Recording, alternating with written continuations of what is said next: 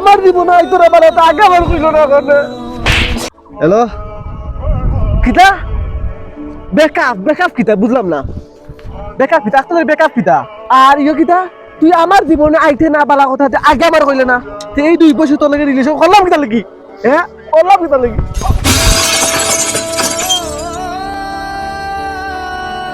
ইস আমার জীবনে হয়তো রে মানে তো আগে আমার কইল না কেন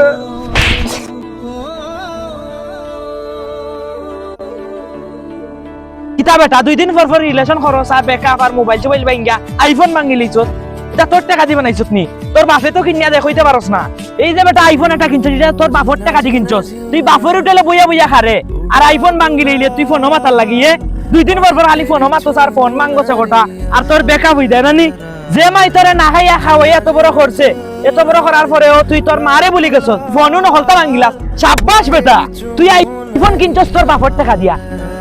সাইকেল কিনছস বাপর টাকা দিয়া তেলও মরস বাপর টাকা দি তুই কিতা করলে আমি গরিব হইতাম পারি ভাই তবে আমি বুঝি